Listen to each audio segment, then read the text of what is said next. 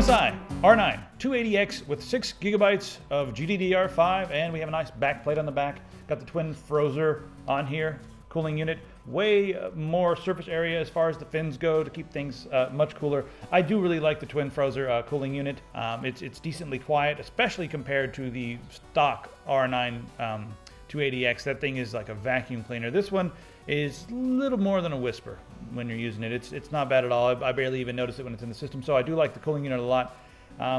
And there are some fancy things that come with this one. So in this video, what we're going to do is we're going to benchmark it, and I'm going to play around with some Crossfire benchmarks on this. So first off, let's talk about what you get when you get this card. Now, this is a factory overclocked card. Core clock is 1000 megahertz, and the boost clock goes with the 1050. We have 6 gigabytes of GDDR5, 2048 stream processors, and the memory clock is at 6000 megahertz effectively. It supports DirectX 11.2 and OpenGL 4.3. Of course, iFinity and Crossfire and all those fancy things. The dimensions of this card are 268.9 by 129 by 39 millimeters. That's 10.59 inches by 5.08 inches by 1.54 inches. On the back, we have 2 micro display ports, an HDMI, and a dual-link DVI port. And this also requires a 6-pin plus an 8-pin power adapter. Now, I do like the fact that they've included this this plate on the back. It's nice. It's going to dissipate some heat, but that's not really what it's designed for. It's designed mainly to provide rigidity, giving it better support, especially because this is a somewhat, heavy card, even though it's only a dual slot card. It's decently heavy. Now, there's some software that comes with this. You can run this thing in OC mode, gaming mode, or silent mode, and those are just 3 different modes that run it at 3 different frequencies and 3 different clock speeds. I imagine most of you guys are going to be running this in gaming mode and OC mode, but if you wanted to, have a nice quiet environment, you can run it in silent mode, and that can especially be good for indie games, or if you're just doing like desktop stuff. GPU also has military class 4 components, got high C caps and all that.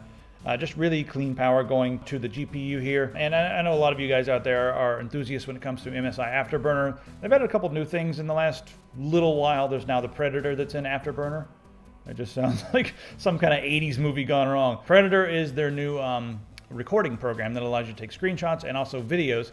And the thing I like about their recording program, when you compare it to like Fraps or something like that, they allow you to use whatever codec you want pretty much. As long as you got the codec installed on your computer, you can use that codec. So that's pretty cool. It kind of reminds me of DxTory, except it comes with it and you don't have to pay anything for it. And also, the card's going to support Mantle and all that. So that's the card. I happen to have the Asus R9 280X in the house as well, and that has the direct CU2 cooler. So I was able to do a little bit of testing with that, and with the naked ear, they sound almost the same. And these cards are they are so much the same. The MSI was like 5 decibels louder at full load, but other than that, they were much the same. All right, the first thing that I want to do is I want to benchmark Mantle. Now, we benchmarked this in our editing rig, which has the Xeon, is equivalent to like an i7, somewhere in that range as far as actual speed goes. You guys can take a look at that video here. That'll show you our editing rig. First thing we're going to do is DirectX versus Mantle. At 1080p in Thief, DirectX maxed out, we were able to get 52.6 with a minimum of 39.8. Turning on Mantle, we got 52.5 with a minimum of 42.5. 1080p with DirectX, 36.0, and the minimum was 29.3. With Mantle, 35.8, and the minimum was 30.7. Performance is almost the same. Mantle kind of took a little bit of a hit there. It was kind of strange. I didn't expect that. But Mantle, what it really does is it lowers the CPU overhead. With the Xeon, is almost absolutely the same. The only thing we did see was the frame times were improved, and the minimum frame rate was also improved. And you guys can go to the website and get like all the details on the actual benchmarks and frame times. There's a little zip file, just in the description. You guys can go look at it all. Now, we did Crossfire, and we did, just one GPU. So, with one GPU in BioShock 1080p, 71.64 frames per second. In Crossfire, with 2 of these, 94.36 frames per second. And I should clarify that I'm running one 6 gigabyte and one 3 gigabyte card in the Crossfire, because I have one of these with 3 from, you guys saw it in the older videos, and now I've got the one with 6. So 1440p in BioShock, 46.76 frames per second. In Crossfire, 76.12 frames per second. Didn't do Thief Crossfire. Doesn't seem to support it yet. Maybe it will in a future driver. All right, Max Payne 3. I ran this at 1080p, and one of these GPUs only gets, if you max it out and turn all the filters all the way up, it does use a ridiculous amount of memory. And even with the the GPU here with 6 gigabytes of GDDR5, we only were able to achieve 18.84 frames per second. And in Max Payne 3, when you add a second GPU, we were able to get 37.28 frames per second and a low of 30. It really was dying with just the one GPU. The GPU just does not have enough horsepower, even though it has enough RAM, if that makes any sense. Crysis 3 at 1080p with one of these, we were able to get 39.04 frames per second, and with two, 56.2 frames per second.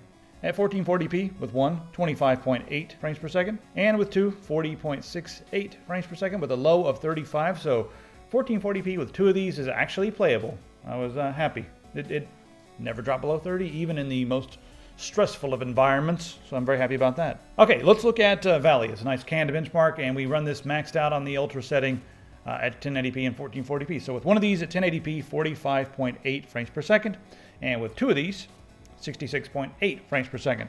At 1440p with one, 28.6 frames per second, and with two, 40.2 frames per second.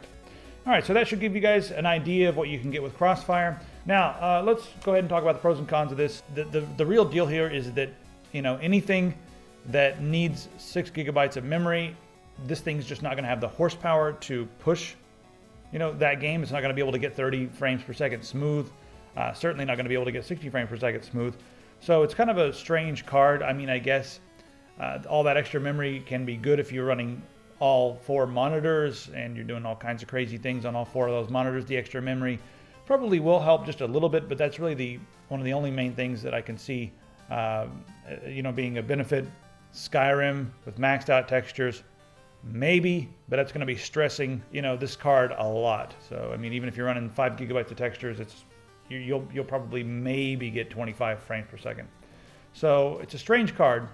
I endorse it if it's on sale for sure.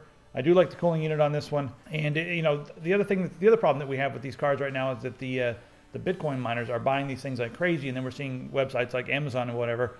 We're seeing them, gouge the prices, and that's not going to be good. So it's really going to be a question of the price on this. If you see it in the right price bracket, it's definitely a good card. 6 gigabytes may be good for something in the future, but for now, unless I'm missing something that you guys will yell about me at in the comments, I can't see 6 gigabytes being that much better for the money, especially if it's like $100 more. That's crazy. If it's $30 more, maybe, but you'll be just fine with 3 gigabyte version as well.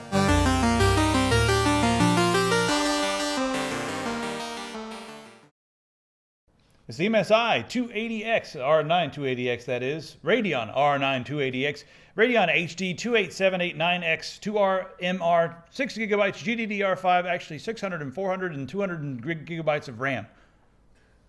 All right, that's the MSI graphics thing. Just put some dubstep behind that and Titanfall. And really the only games that need that kind of stuff are modded Skyrim. What the hell?